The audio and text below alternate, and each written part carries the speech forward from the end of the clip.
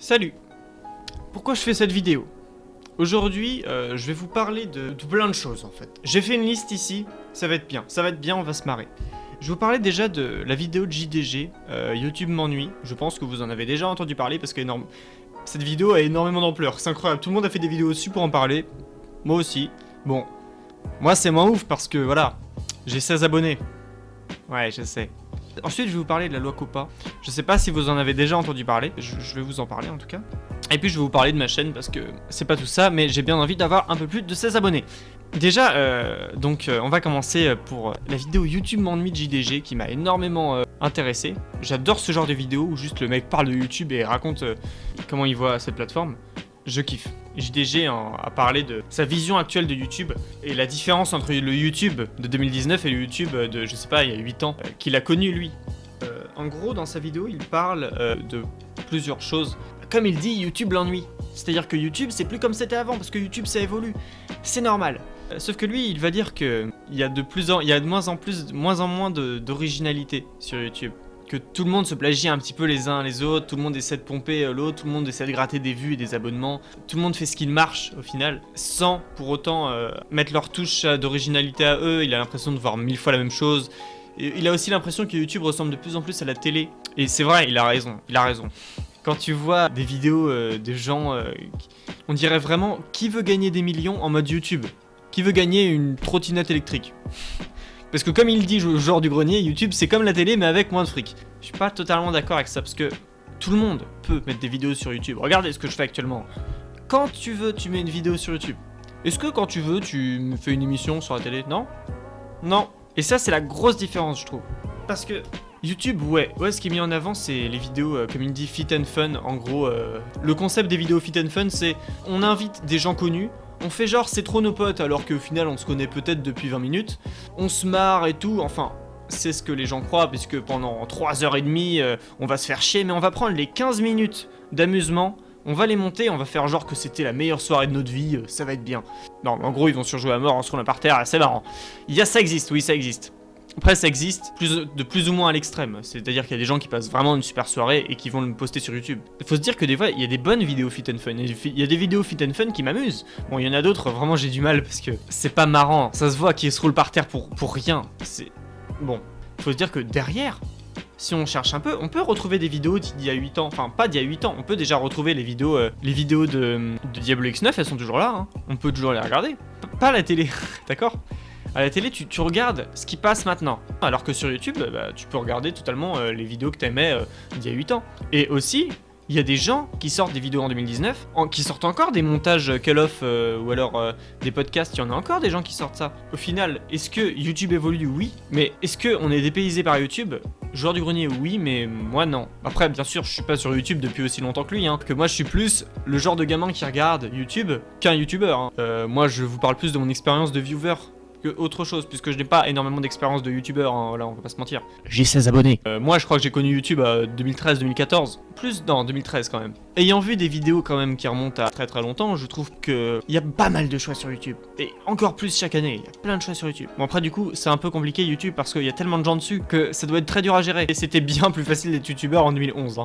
Je trouve qu'il n'y a pas de raison de s'alarmer. D'ailleurs, il s'alarme pas, elle est juste en mode blasé à regarder ce que YouTube est devenu. Et je trouve que c'est pas très grave, hein. On peut encore sauver YouTube, d'ailleurs YouTube n'est pas en danger. YouTube est... Non, je sais pas si YouTube est en danger.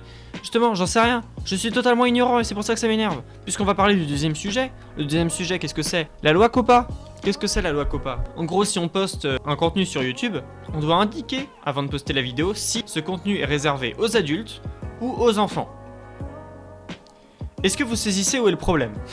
Qu'est-ce qui est pour adulte ou pour enfant? C'est pas un peu ambigu? À quel moment déjà on est un adulte, à quel moment on est un enfant? Parce que vraiment, c'est beaucoup trop... Ça passe d'un extrême à l'autre. On n'est pas adulte puis enfant. Après 6 ans, on n'en a pas 40. Enfin, je sais pas. Mais du coup, qu'est-ce que ça veut dire ça? Qu'est-ce qui se passe si on met les vidéos pour enfants? Ça veut dire qu'il y aura plus de commentaires, puisque un commentaire, ça peut être méchant et ça peut choquer les enfants. Il y aura quoi? Il y aura plus de pouces bleus. Furious Jumper va se retrouver sur YouTube Kids. Et à quel moment est-ce qu'on peut dire que c'est pour enfants ou non?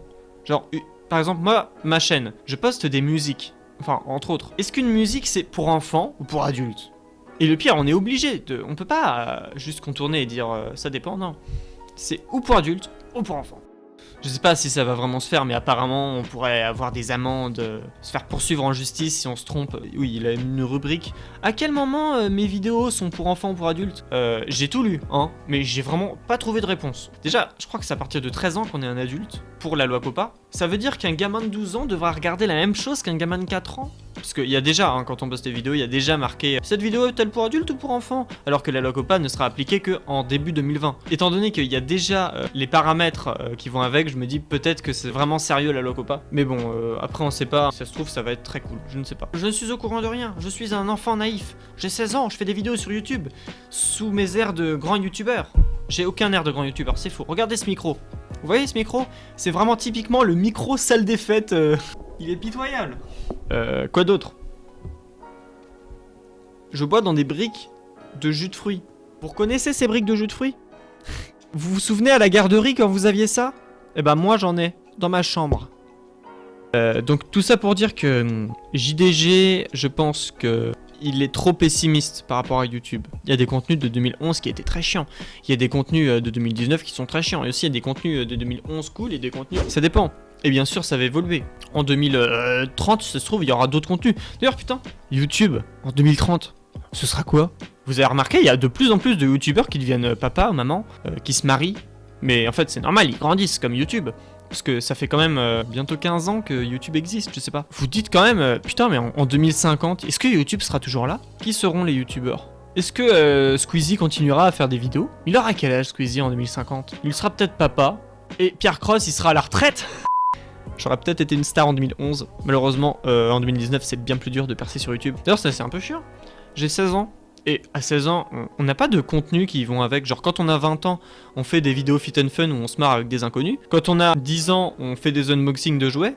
On fait quoi quand on est ado, qu'on a 16 ans? On fait quoi? On fait des tutos. Comment installer VLC sur Windows 10. J'ai pas envie.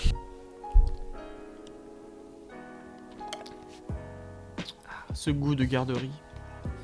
Et sinon pour ma chaîne, j'ai pas exactement de truc de prévu. J'ai pas de contenu spécial pour ma chaîne. Je peux pas vous dire ce qui va sortir et quand ça va sortir, parce que je n'en sais rien en fait. Quand ça va m'intéresser, je vais poster du contenu, quand j'en ai envie ou quand je trouve ça marrant ou pas marrant, je m'en fous. Et il y aura pas de, ce sera pas tous les jeudis à 14 h, non non. Ça pourrait être demain et ça pourrait être dans 3 mois, genre c'est un bordel. C'est un bordel assez sympa et vous pouvez le rejoindre ce bordel. Et j'aimerais bien avoir plus que 16 abonnés. Allez-y, faites comme vous le sentez. Bon, en tout cas, je vous demande, mettez un commentaire pour me dire ce que vous pensez de cette vidéo et ce que vous pensez des autres vidéos. Mettez plein de commentaires sur plein de choses, j'adore les commentaires. Et même s'ils sont négatifs, tant qu'ils sont constructifs, ça me va. J'adore les gens qui regardent ce que je fais. J'adore.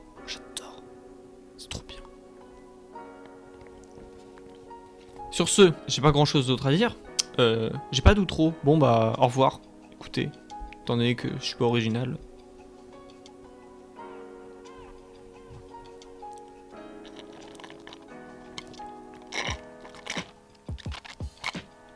Il y en a plus.